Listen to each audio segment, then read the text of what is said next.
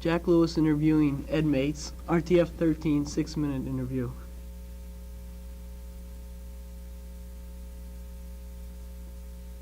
Surfing is a booming sport in the United States, but chances are, if you haven't spent a good deal of time at the shore, you've never really seen or tried surfing.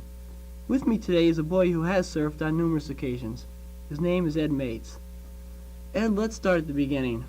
Where and when did you first start surfing? Well, Jack, I began surfing with some friends of mine about 2 years ago. We just started and we bought some boards and just started trying places around here like Ocean City, Maryland, and we were up to Hemlocks up in New York. Have you ever seen any competition?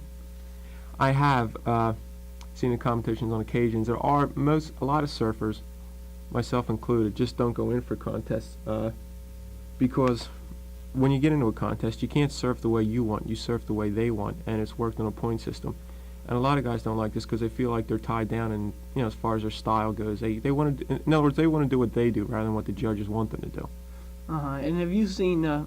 Is there competition on the East Coast, or have you seen it somewhere else? Oh yeah, on the East Coast they've got surfing contests. Even in small beaches like at Ocean City, they've got them during the summer. They have them every week. The Ocean City Surfing Association. Well, let's talk about the board for a while. I've been told it's fiberglass, but has it changed much over the past few years since surfing first became popular? That's definitely. They used to use boards. They were fiberglass, and usually they had wood in them too as a stringer for added strength, to add strength to the board.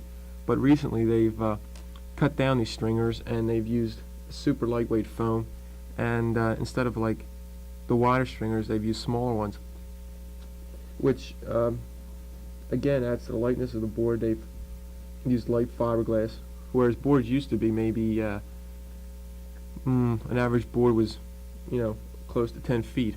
They've cut the boards down. Most boards now run between high 6s and low 7 feet. I've seen them smaller now according to how much you weigh, how good a surfer you are. They've gone down into the mid 6s, and which really adds a lot of versatility to your surfing. And you can do things on small boards you just can't do on big boards. Well, are these small boards safer for the surfer himself? Because of the fact that they're lighter, so much lighter and so much smaller, they're a lot more radical, which adds to the things you can do, but at the same time is no good at all for big surfing. And any little slight movement you make is liable to cause the board to go out from under you or fly up in the air or anything like that. You've got to adjust your surfing style to the small board. Have you ever seen anybody hurt while they were surfing? Well, surfing injuries really are quite common. The biggest dangers come from, of course, a lot of people drown because they're just not strong enough swimmers, and paddling out against say a 10-foot wave, and it might not sound like it, but at times it gets pretty rough. And if the wave often knocks your board like all the way back into the beach, and you've got to swim in after it. If you're not a good swimmer, well, you've had it. And then, of course, too, when you wipe out, I've seen boards fly like 15 or 20 feet in the air. And when they come down, the idea is to get as much water between you and your board as you can. But unfortunately, between this and then runaway boards, a lot of people get hit by them. Well, let's say I'm just beginning. Now, I want to start surfing. What do you suggest?